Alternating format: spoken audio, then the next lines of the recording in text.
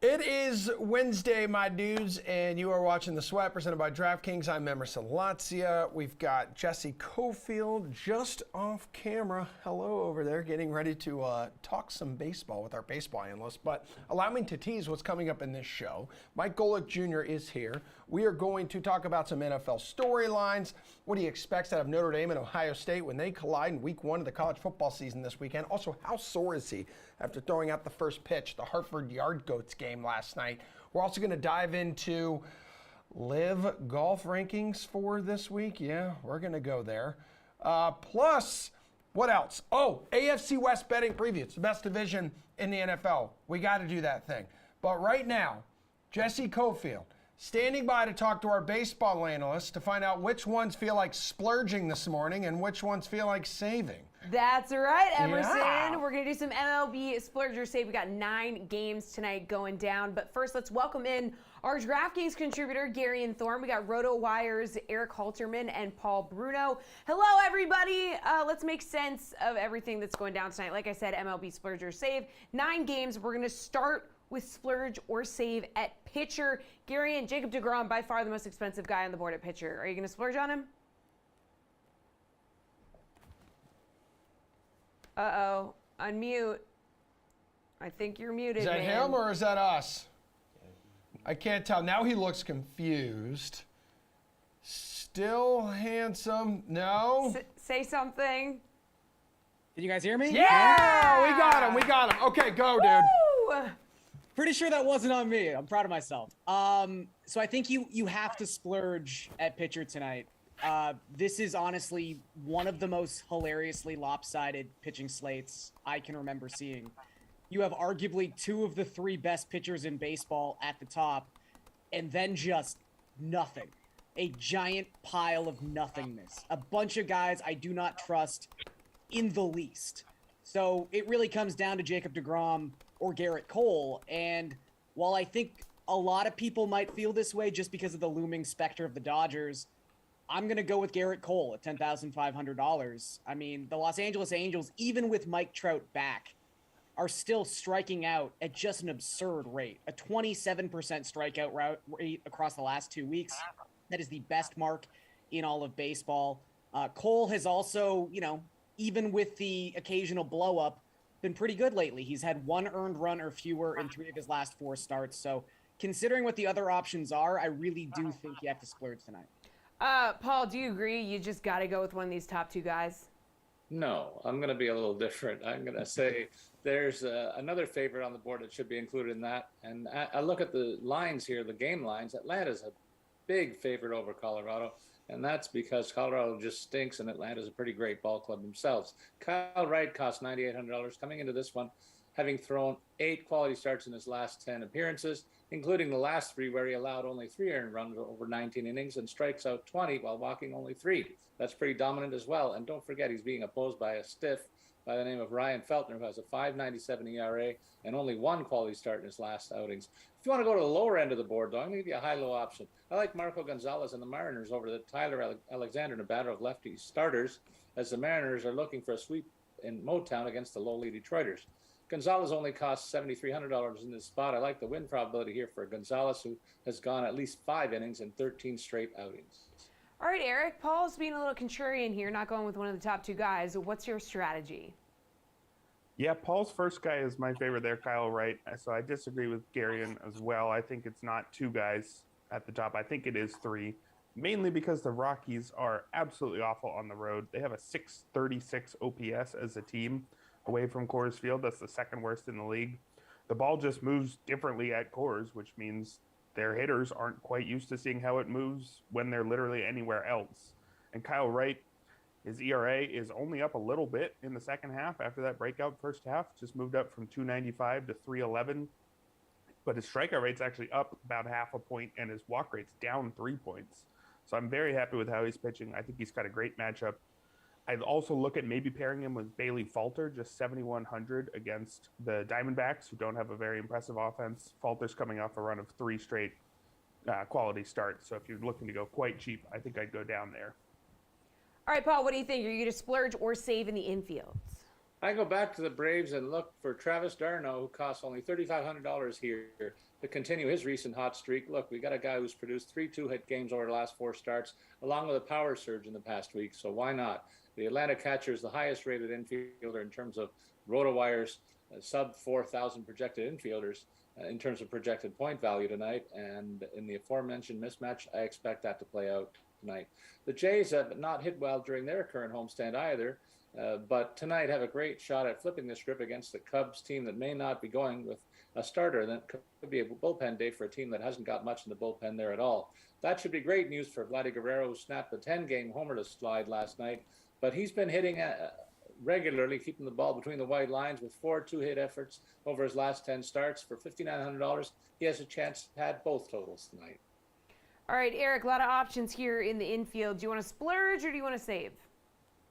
Yeah, let's go with save as much as is possible. Let's go all the way down to $2,000 and Nick Pratto of the Royals. He's been an above-average hitter on the season, at least that's the case as of yesterday after he homered twice. I'm not sure he had an above-average batting line before that, but he's now at a 109 WRC plus on the season. Pretty lopsided, hitting 209. His on-base is only 295, but he's slugging 461. You can see similar lopsidedness in his underlying numbers. He's striking out almost 35% of the time, which is a pretty big problem. But when he does hit it, he's hitting it very hard. A 16.7% barrel rate is excellent. He's also been hitting it lately, 8 hits and 3 homers in his last 4 games. He'll get the platoon advantage here against Lance Lynn, who isn't nearly as bad as his 5 ERA on the season suggests, and has been pitching fairly well lately. But he's not pitching well enough that I'd completely avoid a entirely competent hitter, I think, in Pratto, who's at the absolute minimum price. All right, Gary, and you going to save here? I'm going to splurge once again. Oh. I promise I will save at some point. Rhys Hoskins has a really nice matchup tonight. Really, the Phillies in general have a really nice matchup tonight against Tommy Henry, who has sort of survived through a little smoke and mirrors his first 5 major league starts.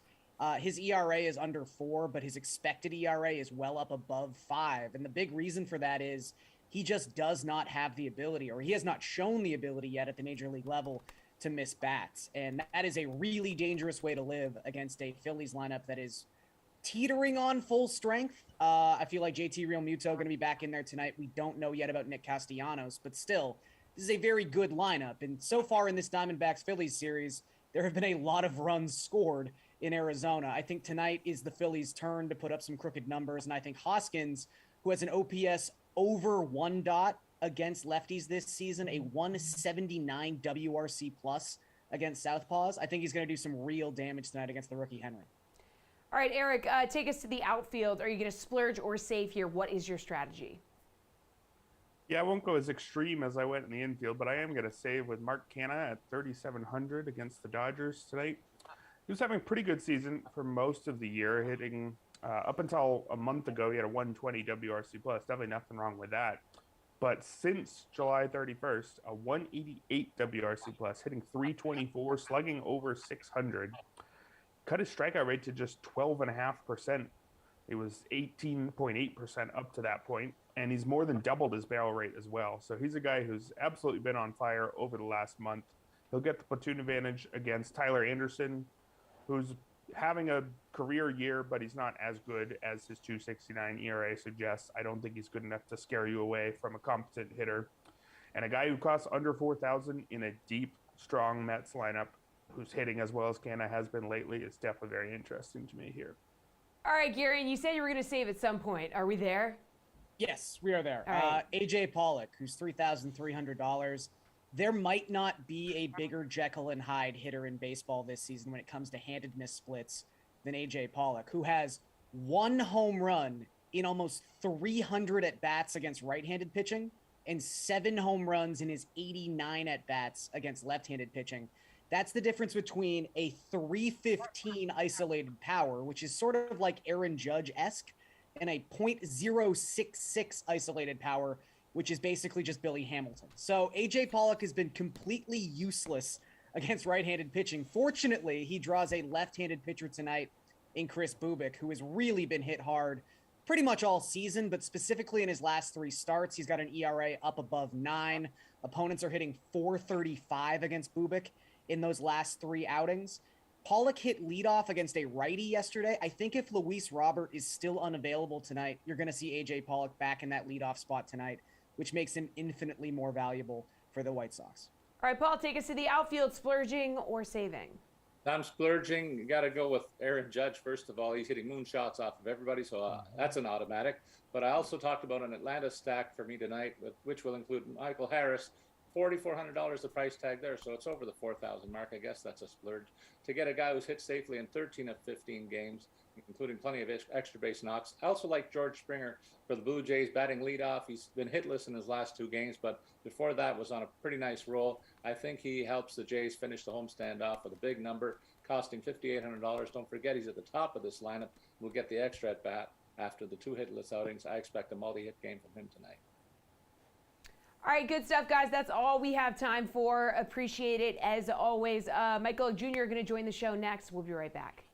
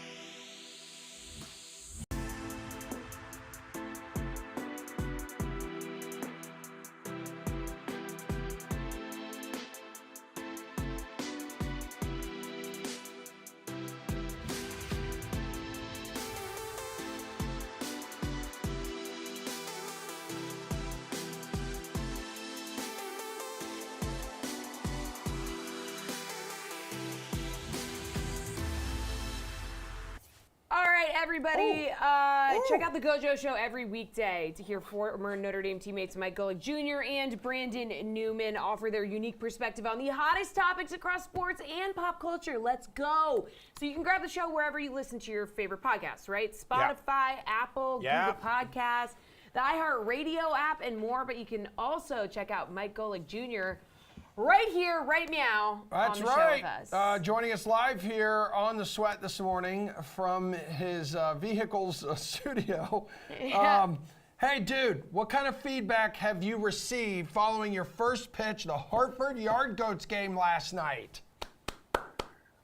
Guys, let me tell you, first off, I immediately went to our colleague, Jared Carabas, and just asked what my form looked like here, because I watched a lot of tape of the Rocket throwing out his first pitch for the Red Sox to try and get myself ready for this. They wouldn't let me go up on the mound, which I know I'm going to take some heat for, and I'm accepting that. But that being said, catcher didn't have to move that glove an inch, baby. We hummed it in there and did the damn thing. Yeah, Let's go. I don't know. Like, I watched it a few times last night and kind of felt a lot like Henry Rowan-Gartner's floater, you know, when he lost his fastball. Listen, sometimes you got to pull the bottom out on that thing and make the pitcher, make the batter go and work for it. That's all I was trying to do, was see if I could get him to swing on something that was heading down towards the dirt. That's just day one stuff. Yeah, I mean, as long as that's called strategy, Emerson. It's true. It's very true. I mean, Yeah. it seems like you got the Rockets' approval, though. Never let him know your next move, you know? 100%. You know, coming up, I think right after we're done talking to you, actually, Matt Vierling is going to join us on this show. Yeah, he's right? also a Notre Dame alum. Oh. He's going to talk to you. Yeah, that's We're gonna ask. Did you just like black out or You something? know, I was gonna say he's gonna join you, but then I was gonna say he has Notre Dame to upset Ohio State. Yeah, so that doesn't. Oh my God. Okay. We assume you agree with that, Mike. I saw. Yeah, you know, he's gonna say we think that he has Notre Dame to upset. what do you got? You got him winning outright. You got an upset here. You got him covering. Like, talk to me here. What are your expectations this weekend for your boys?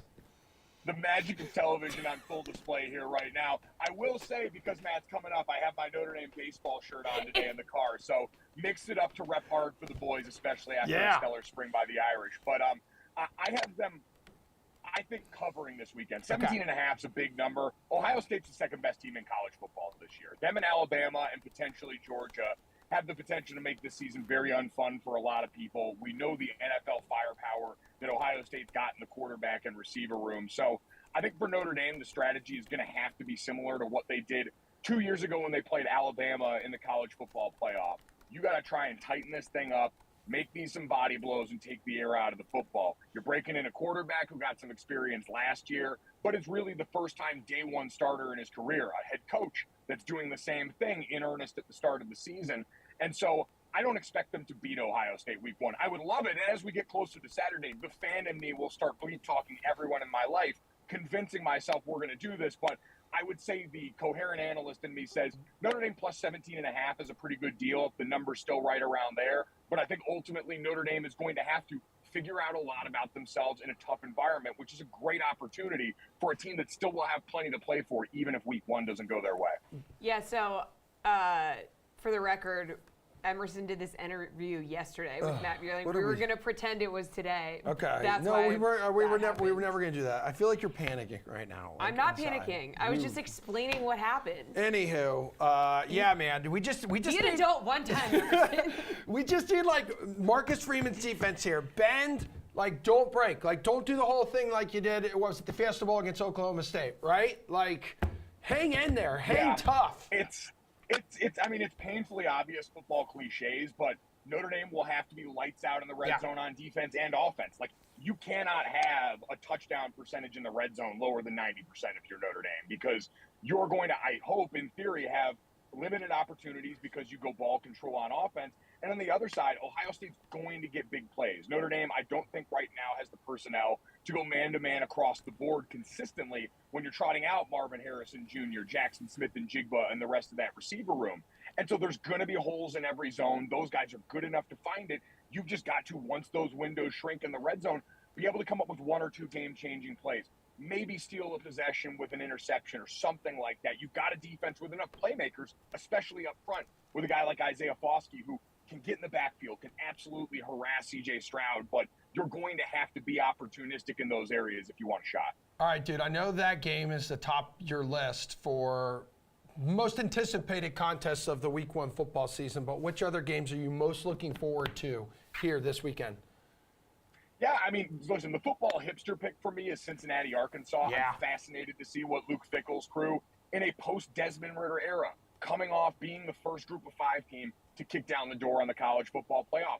What can they do? Because on the other side, while they're trying to replace an NFL secondary on defense and their school's maybe all-time everything as quarterback, for Arkansas, you're coming in with an identity. KJ Jefferson may be an NFL quarterback one day, but in the meantime, he is a really rock-solid college quarterback. Big, physical. You've got a Hogs team that has absolutely embraced the personality of their coach, Sam Pittman. So fascinated to watch that one. And then the Sunday night standalone, Brian Kelly's LSU against Florida State, who got to knock the rust off week one against Duquesne. Looked pretty solid, but we know the competition wasn't there. These teams are both really variable, right? LSU, the last time we saw them, had 39 scholarship players, I believe, playing in their bowl game loss to Kansas State. They come back now. Brian Kelly's a guy who's going to raise the floor everywhere he goes. But then on the other side, you're dealing with all the athleticism and talent that we know has been there for that Florida program and Mike Norvell, and we've been waiting to see if they're going to put it together. So two programs that I think both have a lot on the line going into this one. And if you remember, last year, the Sunday night standalone was Brian Kelly and Notre Dame down in Tallahassee against Mike Norvell and Florida State in a game that was much closer than most Notre Dame fans anticipated. So there could be fireworks here, and I'm excited to see it. All right, switching gears to the pro game. Jimmy G staying in San Fran. Yes, he is. For now, he's going to be the league's highest paid backup. Like, do you think this arrangement can work out for the 49ers? They're moving forward with Trey Lance. Jimmy G is going to be the backup. They made a lot of noise about how hard they tried to trade him. Yep. Yeah, and I think this is a reminder that so much of this is circumstance, right? Jimmy Garoppolo in the offseason shoulder procedure that really limited his free agent prospects or their ability to potentially deal with him is a huge factor in all this. I think they can make it work, and if not, this is a big indictment on the coaching staff because you can only do this if you know your players well enough to know Trey Lance can handle this. We've heard them verbally try to confirm all offseason and manifest. Oh, live TV. Hang in there. Baby. It's okay. That's it's fine. showbiz, baby. Continue. Overcome the showbiz, adversity. baby.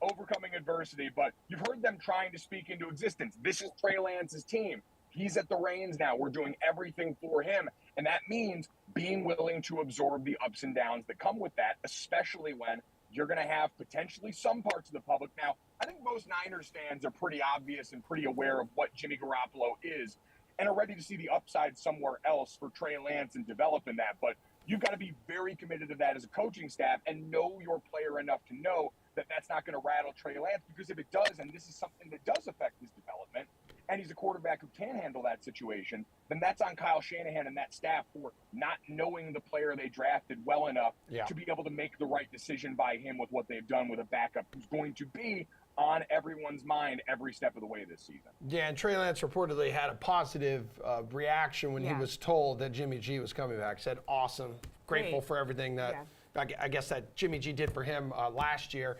Mike, we know week 1 of the NFL football season, it's right around the corner. In fact, it kicks off with the Bills and Rams 1 week from tomorrow. What take are you most confident in for the 2022 campaign after watching all of the NFL preseason?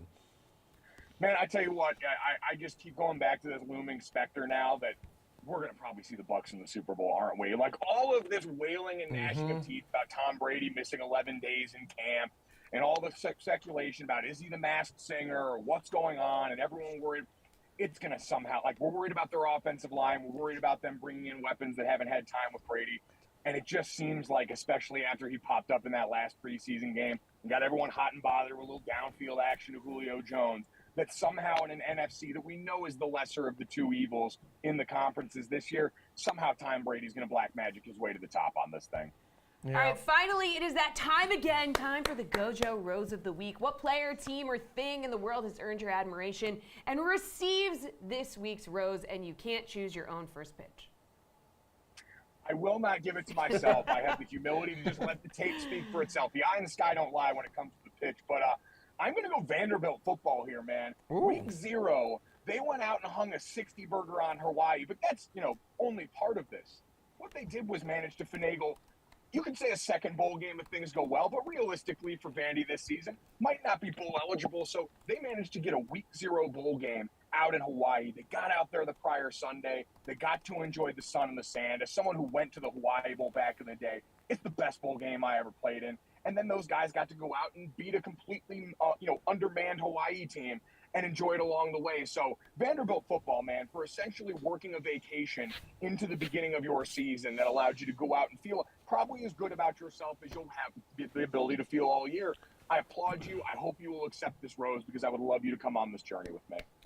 Beautiful as always. Mike Golick Jr., tell Jake and Jenny we said what's up and congrats on the new addition.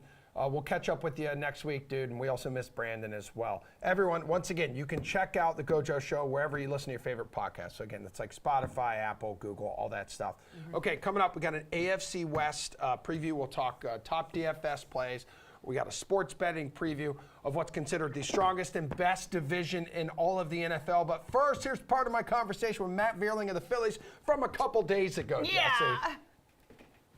All right, folks, let's kick this show up a notch right now, shall we? Joining DraftKings, we have Phillies utility man, Matt Vierling. What's good, dude? How you doing? Hey, good, man. How are you doing? I'm doing awesome. Are you getting excited for your birthday? It's coming up here in a few weeks, bro. Birthday. Yeah, honestly, I haven't even thought about it. Yeah, that's okay. I guess you're unlike a lot of us here where we think about our birthdays quite a bit. My wife actually thinks about her birthday way too much. But you know what else? You know what else is good, Matt? Your baseball team right now, and you guys just got back Bryce Harper. Like, how great is the timing? Oh, man. It's funny you say that because it's almost like, we just had the trade deadline. It's almost like picking up a new free agent What's something about the reigning National League MVP that most people may not know, or maybe something like you didn't know until you got to the majors and got to meet him? Something I didn't know. Oh, Yeah. man. I would just say, you know, you get around to some guys that are really big superstars in the game that are, you don't really know what they'll be like when you meet them. But I guess the biggest thing for me is how good of a guy he is, how good he's been to the young guys, how down to earth he is. For being such a, you know, a guy in the game, you know, he's just a normal guy and yeah, just loves being a part of the team. Yeah. Have you ever asked to use any of his hair products? No, not yet. Not yet. But I think he's got some of the stuff laying around in the clubhouse. So I think some of the You're like, whose pomade is this? And then there's like a can of hairspray or something like over here. Yeah, can my hair look like that? Yeah, I don't know. No, you got a nice head of lettuce, man. I'll give it to you. I do know, like in his 2-month absence, so like your team was really able to come together and you guys were absolutely able to thrive. Like how beneficial though was that extra playing time for your development? Oh, it was huge for me. You know, getting consistent playing time whenever you can, you know, be on the field more and play in the big leagues and get consistent time. You kind of get used to it. You kind of get your feet wet a little bit more, and you're able to more comfortable. It was huge for me to get comfortable. I think it was honestly huge for a lot of guys to get comfortable. So and now we got him back, and everybody's got, you know, some of the younger guys play more, and I think overall it was a really good thing for us. Obviously, we missed him. We'd love to have had him there, but now that he's back, you know, it's great for us, and all of us got a little bit more playing time, which was great. So we have Harper, there's Schwarber, there's Bohm, there's Castellanos. Like there's no shortage of pop in this lineup, Matt. So where does this lineup rank among the best in baseball? I mean, after playing around and stuff like that and seeing other teams, I definitely think we compete with the best of them. Night in, night out, it's going to be tough up and down the order. So, yeah, I think we're up there with you know, a lot of really good teams, and you know, just as the season wears on, we just got to keep playing like we play and keep sticking to what we know, and just keep on keeping on. So, I definitely like our lineup against anybody, and you know, I have a lot of confidence in everybody. Okay, so you can just say right now, so we have it on camera, and say, we have the best lineup in baseball. Go ahead. Not going to say that, but I definitely think we compete with a lot of teams up there. I really do like our lineup, though. I think it's a great lineup, and everybody's a tough out. And like diving a little bit more into your rookie season, like you've mostly played the outfield, but I'm seeing here like first, second, third base. Where are you most comfortable, Matt? Yeah, I would say I'm most comfortable in center field, or definitely in the outfield in general.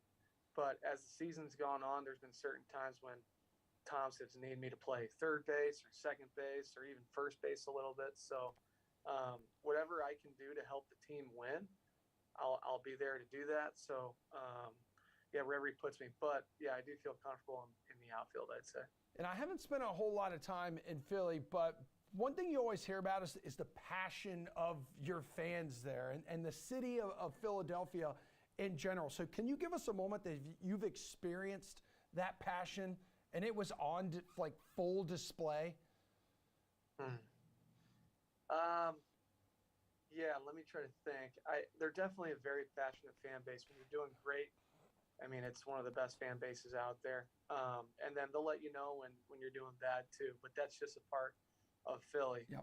But one specific moment, man, I guess there was one time in the outfield, ball down the left field line. I kind of clinked it a little bit, and the fans in left field let me know that I did that.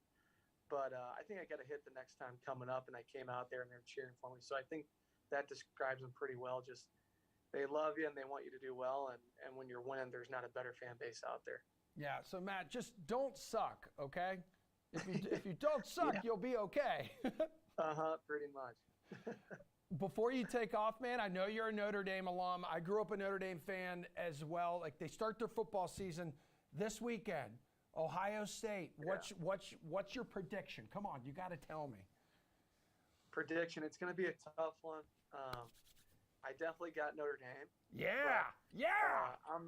I got to.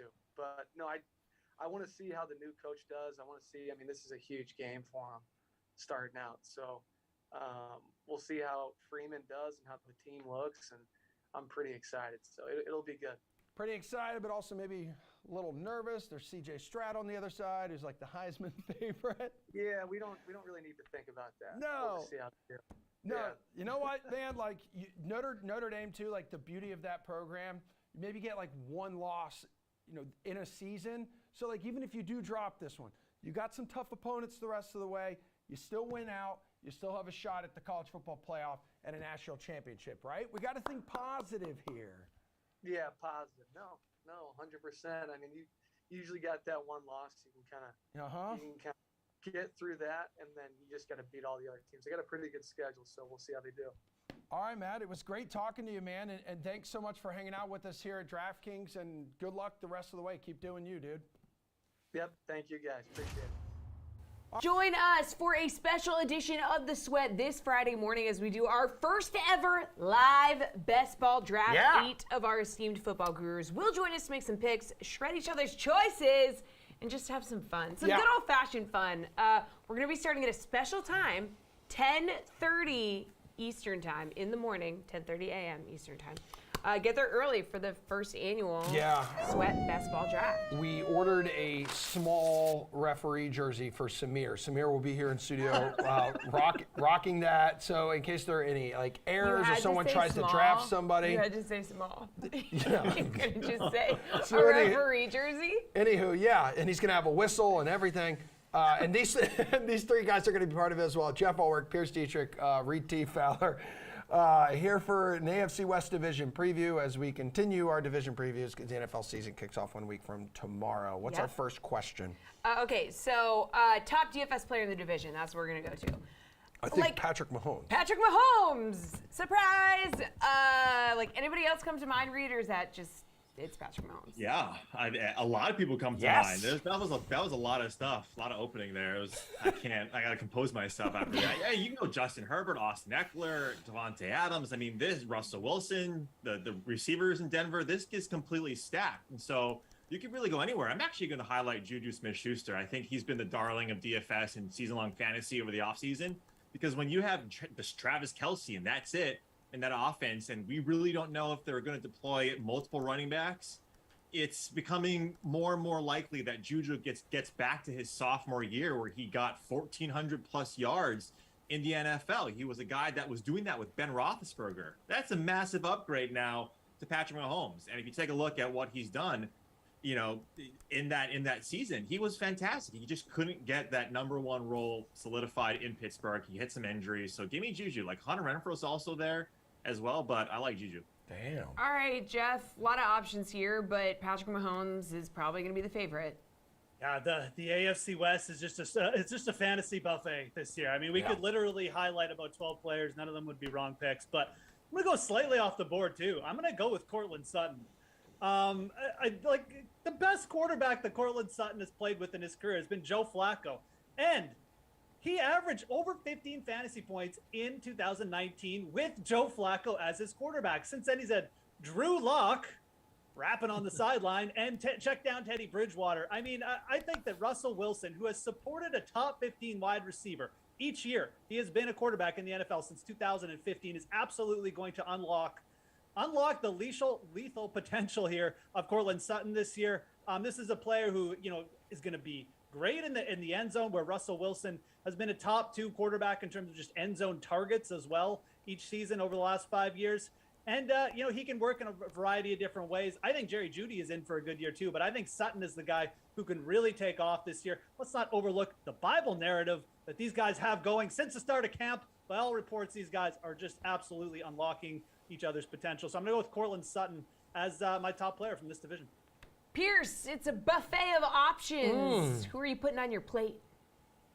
going to be Mahomes, and Mahomes. I'm going to be the guy at the buffet that just eats the one thing instead of trying it. Look, there are a lot of good options. There's a lot of good fantasy players in this division, but no one is on Mahomes' level. I mean, you could maybe make an argument for Herbert because the Chargers like to pass the ball a lot. 5th most pass attempts last year, or 5th most highest passing percentage at 62.5%, but at 62.4% in 6th place, that's the Kansas City Chiefs. Maybe you argue for Kelsey, but there's just no way that he scores more points than Mahomes. The receiving core, I like Juju Smith-Schuster. He will have a good season, but we're looking at more of an elite committee for the Chiefs. We're going to spread the ball around there. The same thing's going to happen with the committee in Denver. You've got running backs spreading the ball around. I don't really trust Russell Wilson, and it's just too early to make a decision on what the Raiders have. So right now, it's Mahomes. Jeff Ulrich, let's take a gander at division winner odds here. So Chiefs plus 175 favorites, but you got the Chargers, you got the Broncos, not very far behind, plus 220 and plus 260 there. Who do you think has the inside track to win the AFC West? Maybe a pretty tough prediction here. Raiders, hey, plus 650. They're either going to finish last or first, right? Saddle up, Emerson. Let's go. It's Denver Broncos season. Let's ride. Let's ride. Of course, look, you've got to, there's a couple factors here, but you've really just got to take the value. You said, I mean, this is a tough one to predict. It is a tough one to predict. I think we have 3 very elite teams at the top. Who has the easiest schedule of the top 3 teams? It's the Denver Broncos. Who has the best odds of the top 3 teams? It's the Denver Broncos. Who has the best pass defense? It's probably the Denver Broncos. They were top 10 last year. They've added more depth pieces in the draft. I like the coaching hire from an offensive perspective. Let's just not even take into account the win equity that having a guy like Russell Wilson in the 4th quarter is going to bring this team. I just think when you look at everything, all the factors, the stuff that's going on with the Chiefs, the overhyping that is going on with the Chargers, the Broncos at plus 260, that is where the value is. Teams are going to have to go into Denver late in the year and deal with Russell Wilson and a tough environment. I think this is a pretty solid bet. This is where I would go for the division winner. This is a tough one to predict. There's probably better division bets out there, but yeah, I'm big on Denver this year. I still think they're going overlooked. I don't think people are giving them enough credit on the defensive side of the ball. Pierce, who would you bet to win this division on the DK Sportsbook?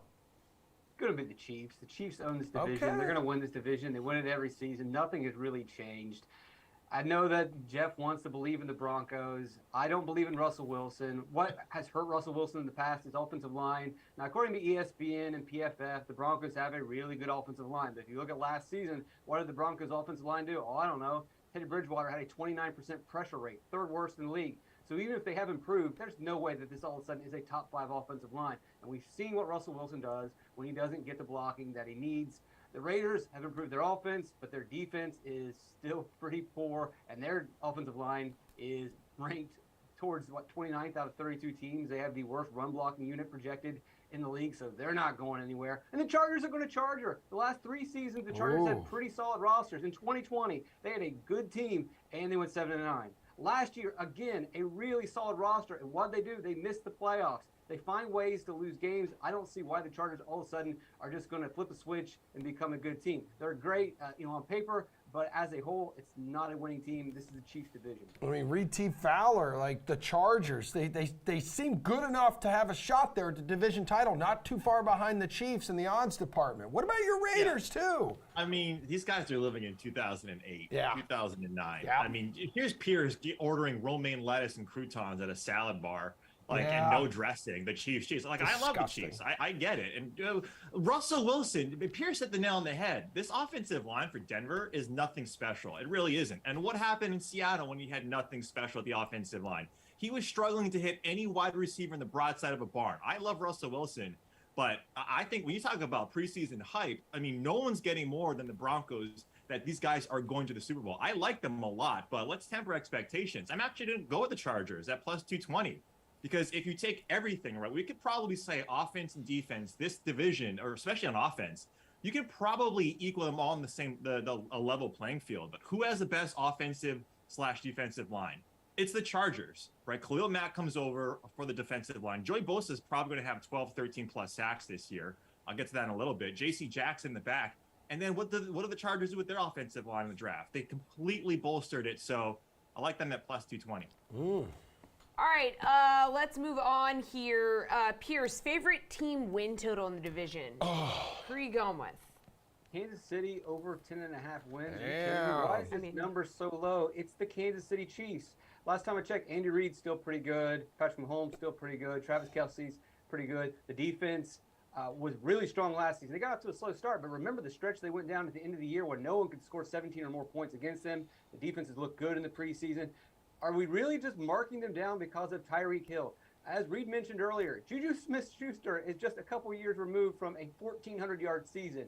He can get close to that. If Sky Moore can be average, if MVS can be average, then that gives a lot of options for Patrick Mahomes to pass to. They have some decent running backs. They still have a pretty strong offensive line. 10.5. Chiefs are going to go way over this. Reed, what do you think? Chargers minus 140 to go over 10. No, I mean, if it wasn't for the Kansas City Chiefs, like that was going to be it. I'm actually going to side with under on Denver. They're at 10 right now. Nathaniel Hackett, like I get what they're doing. I understand it. But Jeff talked about the schedule. Look at their last, from weeks 13 to 18. Ravens, Chiefs, Cardinals, Rams, Chiefs, Chargers. That's their last 6 games, right? For the Broncos. Like that is a scary schedule towards the end. So look, I like what the Broncos are doing. They scare me the most, but I'm going to go under. All right, where are we going here, Jeff? What do we think?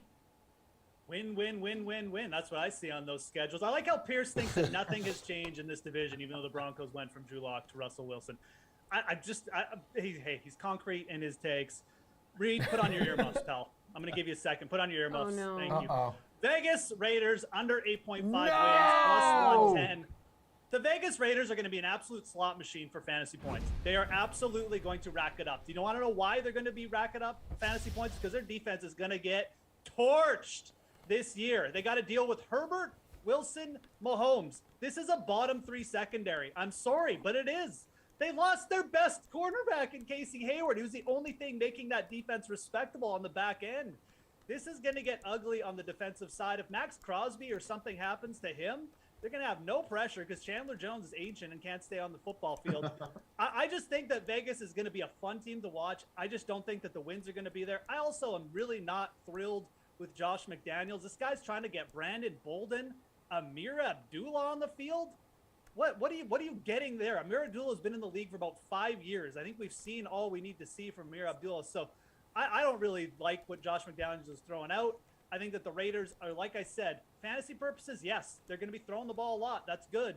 Wins, I just don't see it. Give me the plus money and under 8.5 wins. So really, the only reason they don't make it to 9 wins is because of more of the talented teams around them in the division, Jeff. I just don't think their defense is going to be able to win them games. I just don't think they're going to get stops, and I think that they obviously have a tough schedule because of the division they're in, and it's just going to lead to a season where, like I said, good fantasy numbers, not a good win total. They won Reed a lot took of his earmuffs off for that. Yeah. Reed's listening. They won now. a lot of like coin flip games last year. They won quite a bit of those as well to get into the playoffs. So I get it. And look, when you trade Ngakoue for Rocky Yassin, and that's your like marquee trade on the defensive side, that hurts a little bit. I get what Jeff is saying, and you take a look at just this division. I think this is why, right? All three of us have different takes. I think that's testament to how tough this division is going to be. But for fantasy purposes, and like Amir Abdullah, Brandon Bolden, get those guys out of here. Zeus White, remember that name. Yeah. Samir White, he's the guy that you want to take a look at in that backfield for the Raiders.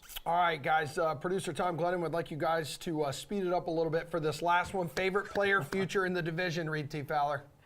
Joey Bosa, Defensive Player of the Year. I think you can get him at plus 2,000. He was Rookie of the Year in 2016. I think he goes for close to 15 or 14 sacks this season. Okay, talk to me here, Jeff Ulrich. Russell Wilson, MVP, plus 1,400. Cortland Sutton, over 62.5 receptions. Got to go all in on the Broncos, guys. Trust me. Pierce, bring us home. Patrick Mahomes over 46.50 in passing. This is a shootout division. You need to be playing offensive overs across the board. All right, thanks, fellas. That was excellent. Pierce, you can head out. Reed and Jeff, stick around because we are living. We're talking the Live Golf Tournament Oh, I'm going here, in Boston next.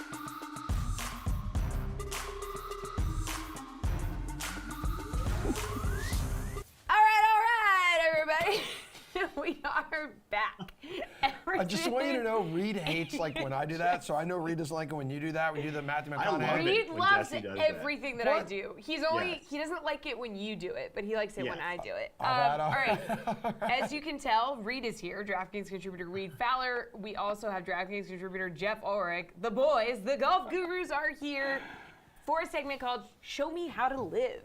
Okay, so top DFS. We'll just do DFS for now because Show I me don't how think to it's on the live. sports book Yeah, anymore, at least we're at not this sure what's moment. going on with the odds. So we're going to talk about the Live Golf Tournament this weekend. Why That's don't right. you just take it away with the first question? Yeah, right in our backyard of Boston or Bolton, Massachusetts. Isn't that where it is? Where the international is? I Anyway, couldn't point out Bolton on a map to you if my life depended on Northwest it. of the city. okay, 50 so miles. all right, that's great. All Yeah, right, what am I, Christopher Columbus? Like Northwest? I don't know. It's about 40, 50 minutes from downtown Boston. Anywho, guys, big story yesterday. What? Like 6 dudes making their way over from the PGA Tour Yeah. to live. I mean, the biggest, I think, obviously, is Cam Smith. World number 2, just won the British Open, Players Champion like this year. Is he the biggest pickup for live, like up to this point, Reed? Up to this point, I would say no. I know he's your boy. He's the adopted son of Jacksonville. So I get it. But I would argue that Bryson number 1 was the biggest pickup for these guys because of what he does from a content perspective and eyes, what he did on the PGA Tour. He was the needle mover as close as what Tiger was. But I would say of the guys who just left, Joaquin Niemann is probably the biggest one. And here's why. Look, Cameron Smith, he's won his major. He's fine. Like, he's a good golfer. But when you talk about someone from an international perspective, that if he and when he performs well, like he could have gotten an entire country and an entire continent basically to back him up. That's how popular golf is. And he's, obviously he's Chilean, so we don't have a lot of history with those guys. But he was one of those young players that you saw the writing was on the wall that he was going to win and win a lot. And the legacy that these guys have and just golf in that part of the country is massive. So I would argue Joaquin Niemann is the one player that I thought was the big get for the Live Golf Tour. Yeah, Jeff, I think Reed makes a good point there. Like, up until really yesterday, it tended to be like mid-30s, some of these guys 40 and older. I mean, they got some young stars yesterday. Look, Reed makes good points with Bryson and Niemann. And the Niemann one it's a little shocking to see a guy that young and just like at the start of his career, just switch and just, not like kind of just shove off the PGA Tour and just what it offers players in terms of just having shots at majors and stuff. But like the answer here is definitely Cam Smith. It really is. And here's why. It's not just that he just won a major and it's like the big major. And it's not just that he just defeated the PGA Tour's poster boy in doing so. It's that Cam Smith, he's going nowhere. He's got the exemptions to all these major championships for the next 5 years. This guy could go sit on a beach in Jacksonville with you, Emerson, and he still gets to play in all the big events. He's going to be there. He's going to be like the thorn in the PGA Tour's side because they can't do anything about that unless somehow like the majors come and ban these players, which I don't think will ever happen. So, Cam Smith, it's a really big get. I mean, this is the winner of the PGA Tour's poster event in the Players Championship as well. People forget that. So, yeah, it's pretty big, man. Like, to get a player at the height of his powers here. I know Dustin Johnson and even Bryson, like those guys, obviously recent major winners as well. But this guy just won. He just came off like basically the best. He's basically the best golfer last year, and I include Scotty Scheffler in that argument. Winning 2 big events like that is crazy. So yeah, there's been a plethora of big signings lately, and I think bringing up Niemann and Bryson is very important. But yeah, Cam Smith's a big dog here. All right, Jeff, you kind of touched on this a little bit, but like aside from Smith, do you think the live move makes sense for these other guys? Like, are any of them leaving maybe a bigger opportunity on the table by leaving the PGA Tour? Yeah, and especially with all the changes we saw the tour like implement last week, with help of like Which Rory felt and Tiger. like they had their hand forced. We discussed this by live, but. Yeah, I mean, I personally do. I think that like guys like Niemann especially, I mean, like the older players, whatever. I mean, obviously you do you look for your family and is a guy like, Sergio Garcia really going to gain much more exposure from being on the PGA Tour? But guys like Niemann and even Cam Smith, I think they're overlooking the fact that like the PGA Tour just brings a different kind of exposure, and it's a positive one.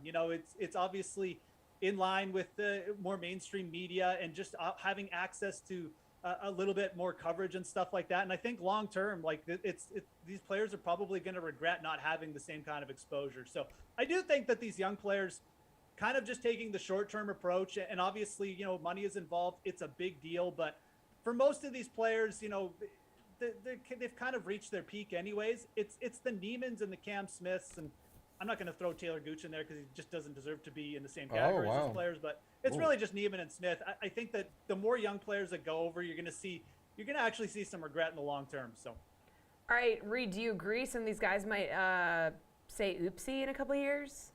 Yeah, I think they will. And the way I look at it, or I view it, is the same way as if we got, like, if a regular employee in like regular business gets approached by a new startup that has all of this money, all of this seed money, and you have a job at Google, right? You're like, Google's kind of fine. It's, it is what it is. And this new company says, you're going to be the star. You're going to pay you a lot of money up front. You're going to be the star.